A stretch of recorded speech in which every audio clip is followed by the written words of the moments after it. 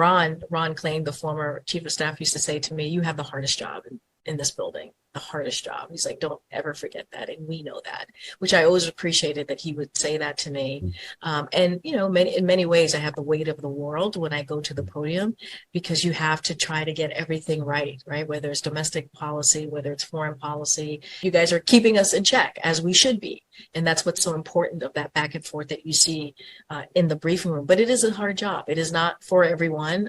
It is, and when you say yes to doing the job, you have all these responsibilities. Today, President Biden met with 3 U.S. winners of the 2022 Nobel Prize.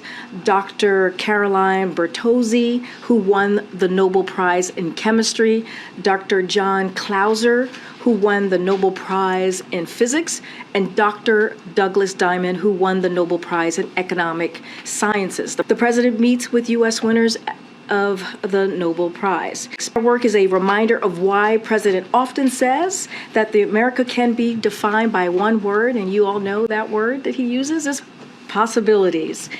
With that, I'm going to go out of school for a second. A year in this role, there's been a couple of things that has made me incredibly proud. Many things that made me incredibly proud to be at that podium during this historic moment. Again, this is a historic administration. I'm a historic figure, and I certainly walk in history every day, but this is also a historic making administration because of this president. That was achieved in a bicameral and a bipartisan way, and it got that support. And this question was well litigated throughout. I think that matters, right? Bicameral, bipartisan support was had for this. So it does not codify discrimination. Look, what we're saying to you today is that this piece of legislation was done in a bipartisan, bicameral way, and it will make a difference for. First, and I have to say this because I think it's really important. I would not be in this role if it wasn't for President Biden. Full stop. Period. And that says a lot about who he is and Dr. Biden. So the White House press secretary, the president gets to decide who he wants to represent him. He decided.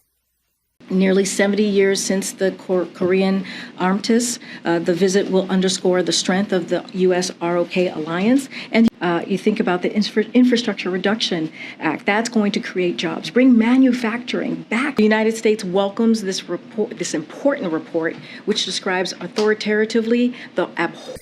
We talk about being a race, how do I do it, how I stay so composed, because I have to, it's the income. I have to. I have to. We are so stereotyped. And I cannot fail. It's not an option. It's not an option.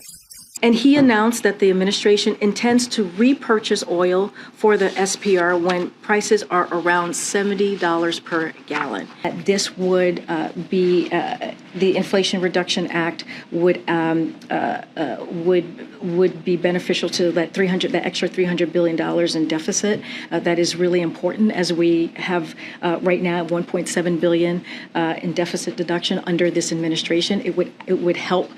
Oil companies are ranking in record profits, as we have seen. We refrain the flexibility to replenish at any market price, equal measures of freedom, prosperity. He's going to be talking to the respondents on the ground who have been done a tremendous work. And I would refer you to the United Kingdom government on the border logistics of the Queen's. Europe gas shortage will be full by the critical winter heating season. Germany will reach their target and have their claim adjudicated on a case-by-case basis. Pipeline of Nord Stream 1. So the sanctions we've imposed, we believe, do stand in the way of the European gas shortage will be full.